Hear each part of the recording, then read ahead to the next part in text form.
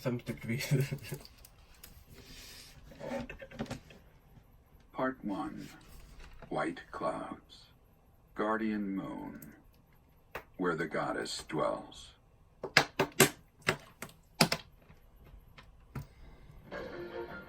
Long ago, the guardian Saros made an appearance during this moon.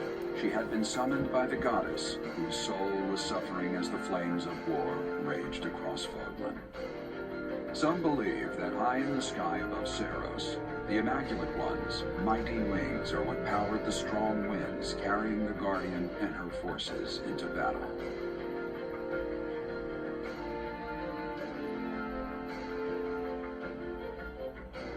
I feel like we skipped a chapter.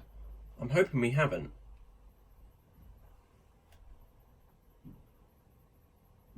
I'm hoping we actually haven't. So yeah, it is Nervous Ryan Gaming. I was gonna do a stupid Xenoblade joke because I'm hyped for the new Xenoblade, to say the least. And yeah, I'm just a bit tired, but having a brilliant day. I'm just looking on Twitter and just defending and doing all that shit on Twitter. So I'm hoping that we haven't skipped a month. You're here again. I haven't.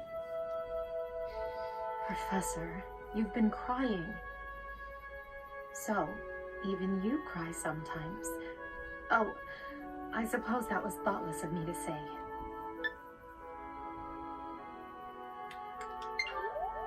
My teacher, you're so blinded by grief that you can't see what's going on right in front of you. Are you waiting for time to heal your wounds? Or have you curled up in a corner and lost the will to carry on?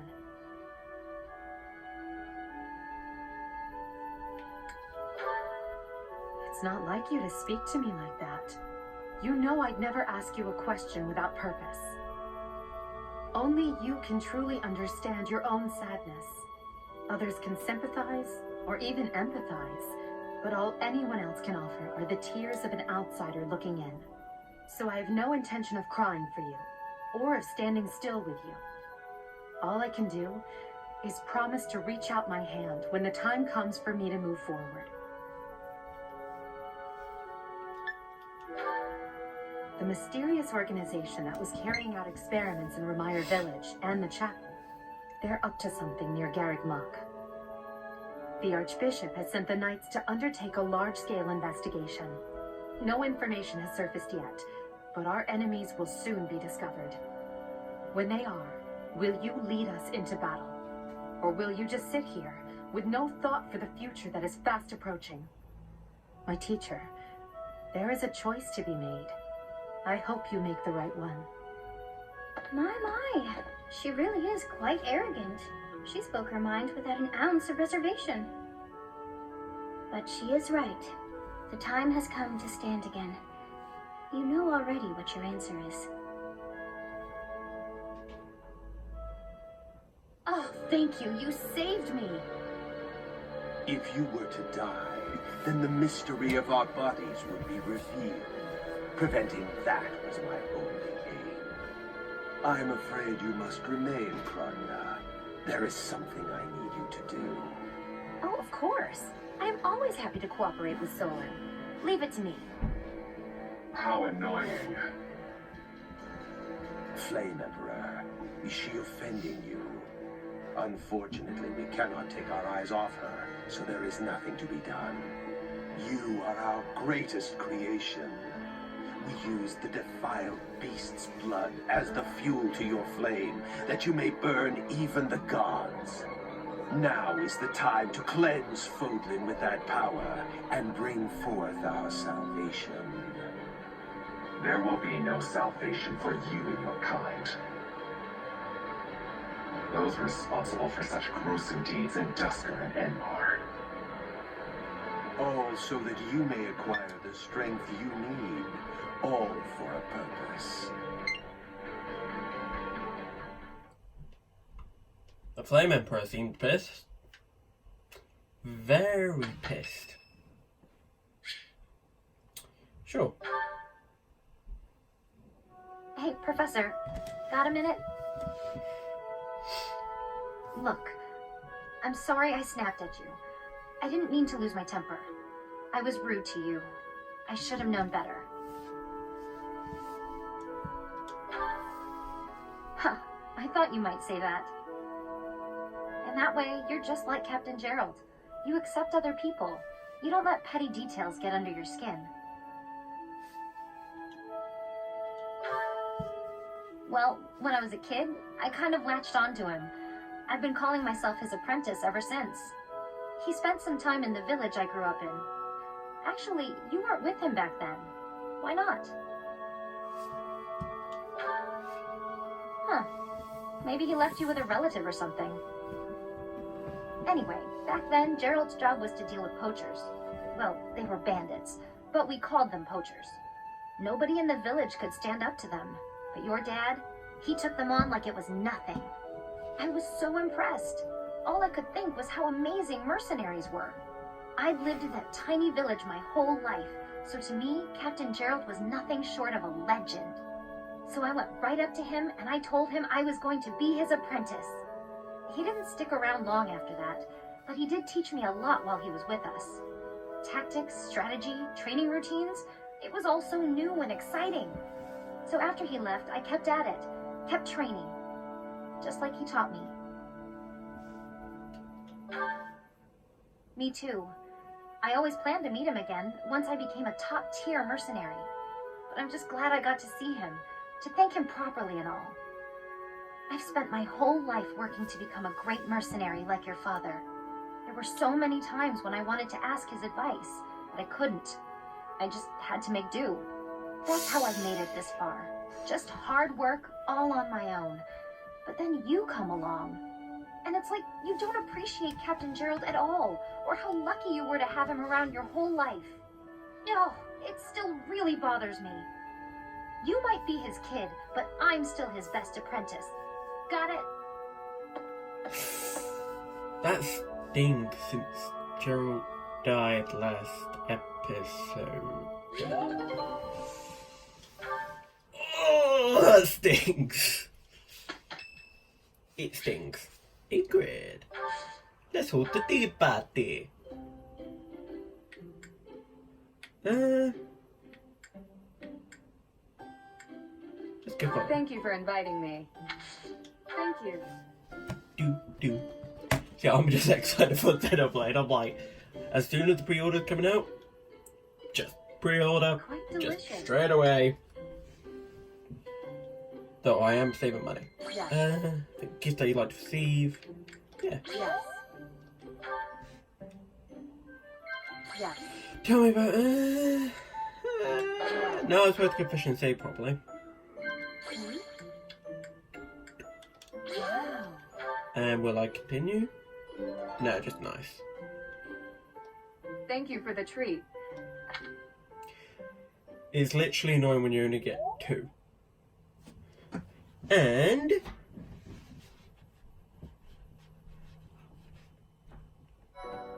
depressing music. I'm depressed.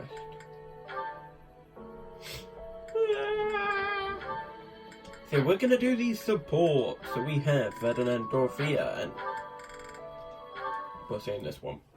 We have seen this one. Ah, that fragrance. Could it be? Ferdinand, I cannot help but notice the exquisite tea you're drinking. Not many can appreciate it, let alone recognize it. I'm impressed. Perhaps you would be so good as to indulge me with a cup? By all means, allow me to pour. God damn it. Ah, what a delightful aroma. When I close my eyes, I feel as though I've wandered into a rose garden. Such a precise, poetic description. But please, drink up. No need to stand on ceremony. How gracious of you. Very well. Flavor, fragrance, and hue, all in fine harmony. This is a most superior brew. And in a market saturated by pale imitation, no less. You did well to acquire such fine fare. You are clearly quite passionate about tea. And more than just passionate. You know what it takes to brew a fine cup. To say nothing of your flawless etiquette and sterling attentiveness. Certainly. Proper etiquette at tea time is one of the surest hallmarks of quality breeding. Oh god, he's Gordon Ramsay of nobility. And the extent of one's attentiveness is quite often indicative of the depth of one's character. The ability of a person of fine stock to exhibit a rich quality of character is precisely what determines whether one is worthy to be called noble. And all of that can be seen in how one handles such a simple thing as a cup of tea. Ah, marvelously put, Lawrence. I can tell you have given much thought to this subject. And if I may, I have always considered you to be the very model of noble comportment. Likewise, this has certainly been an extraordinarily meaningful cup of tea. I wholeheartedly concur. Before we part ways, I would like to offer you some of these leaves. Truly? Well, I'm flattered, but I cannot simply accept them without offering something in exchange. You simply must allow me to host you in turn, by way of recompense. We shall drink from House Gloucester's finest teacups and enjoy the loveliest of its cakes. That sounds exquisite. I look forward to it. God damn it! Here, it's like they're just talking about this such deep thing.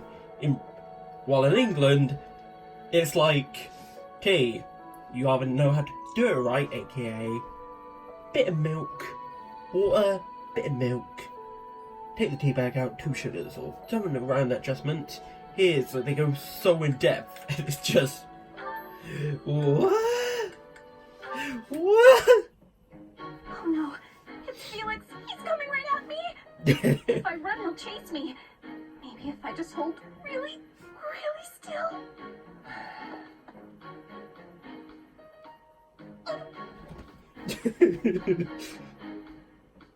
Ahem. Whatever it is, I didn't do it, I swear. Unless I'm offending you just by standing here. No, here. I believe this is yours. Huh? Oh, yeah, that's my satchel.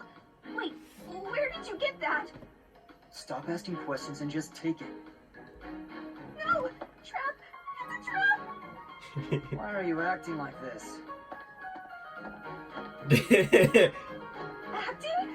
Does this terror on my face look fake to you? You're being difficult. Come on, this is yours. I can't. Your icy glare has frozen me completely. Shut up, just take the thing. No! Please don't kill me. What? Who's going to... Sword! He's got a sword! My sword! How did you... I can't do this anymore! An odd girl. You certainly caught my attention. I've never seen that technique before.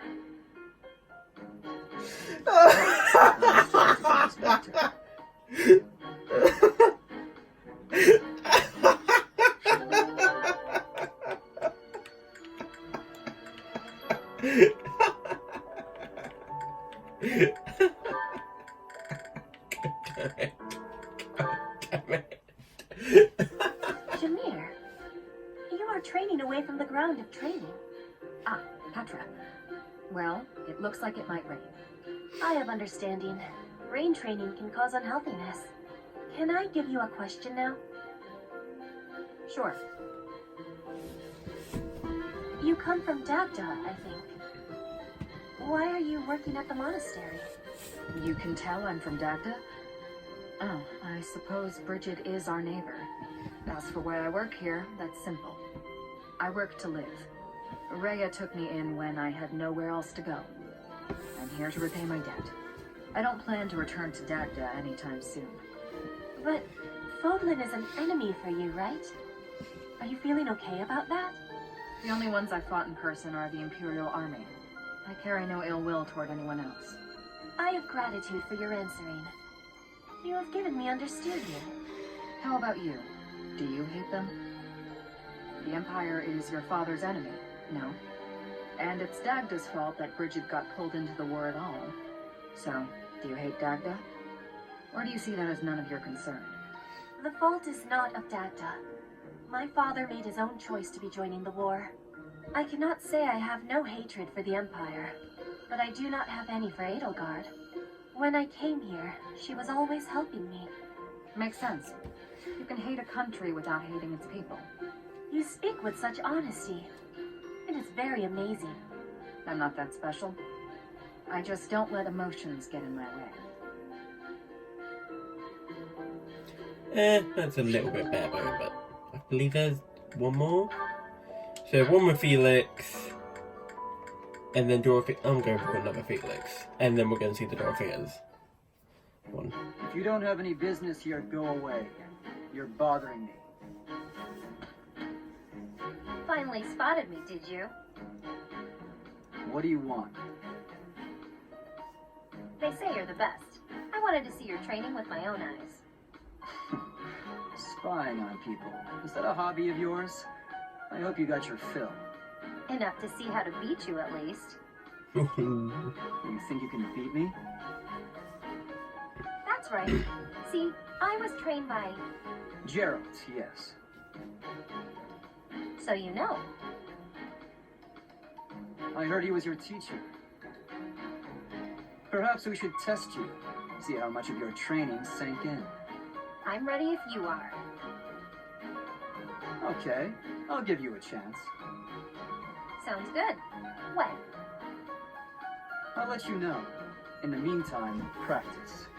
I won't go easy on you. Oh, don't worry. I'll be ready. This will be fun.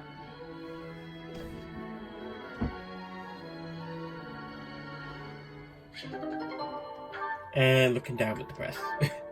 And lastly, we have Ferdinand and Dorothea. Ah, you have arrived at just the right time. Care for one of these handmade treats? My goodness, Ferdy. When did you become such a talent in confectioner?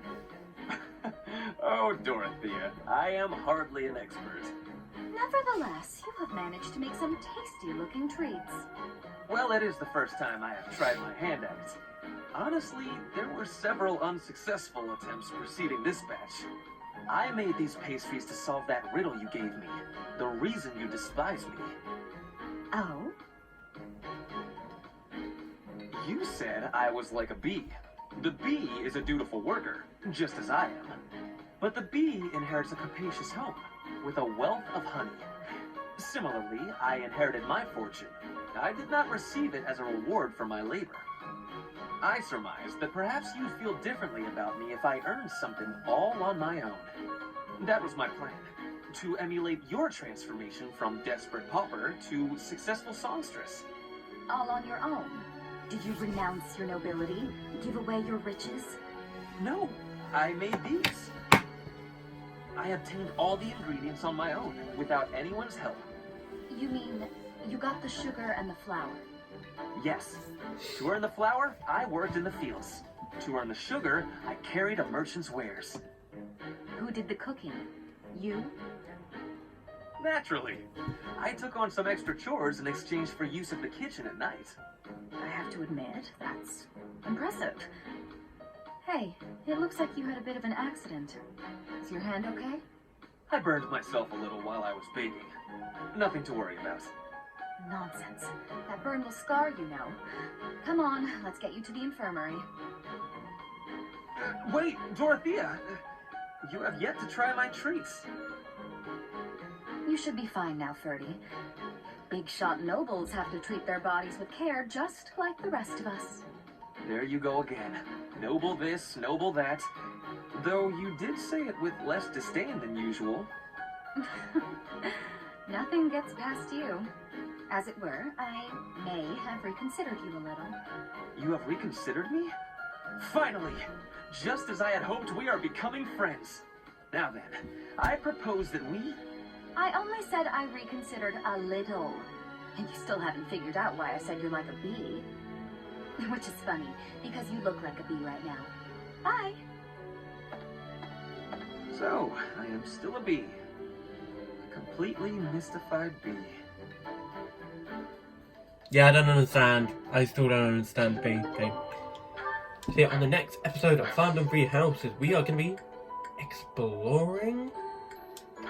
First, Is it restocked? Yes, it is. Mine! Can we sell 80 bullion? Yes, we can. We can sell this bullion. And on the next episode of Farming Free Houses, we are going to be exploring this 3rd month, because it hits hard. So, see you guys then. And I said, guys, fudge.